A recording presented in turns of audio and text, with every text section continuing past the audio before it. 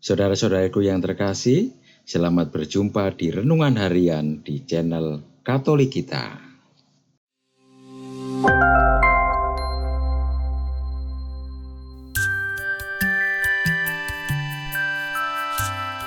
Hari ini, Jumat 23 Juni 2023, Pekan Biasa yang ke-11.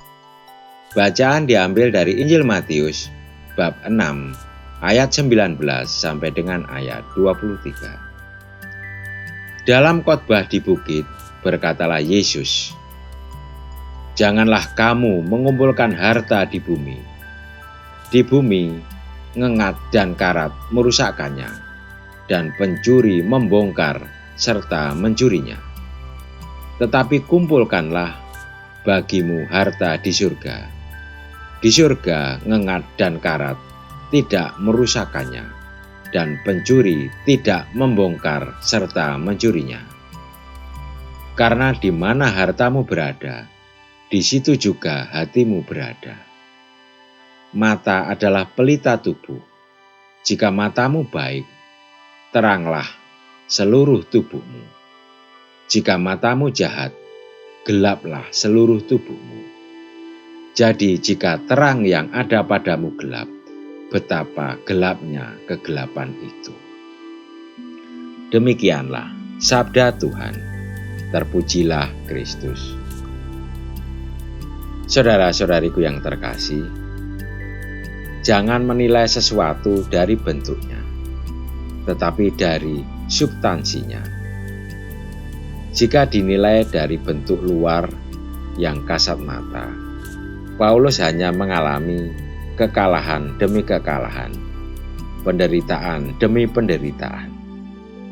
Dalam bacaan pertama, Paulus bercerita ia sering dipenjara, didera di luar batas, didesah orang Yahudi, dilempari batu, terkantung-kantung di laut, mengalami karam kapal, dan seterusnya. Dalam kacamata duniawi, semua itu adalah bentuk kelemahan belaka.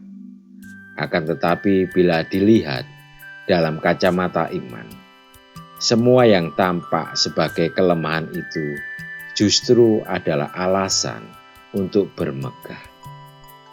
Sebab pada substansinya, semua itu diderita dan ditanggung oleh Paulus demi mewartakan Kristus. Bagi orang beriman, salib bukan kekalahan yang memalukan, melainkan kemenangan yang membanggakan. Dalam bacaan Injil hari ini, Paulus tidak sedang mengumpulkan harta di bumi yang dapat dimakan ngengat dan dicuri orang, tetapi mengumpulkan harta di surga yang tak lekang oleh karat dan tidak dapat dicuri orang. Yesus dan Paulus tidak meremehkan arti penting harta di bumi.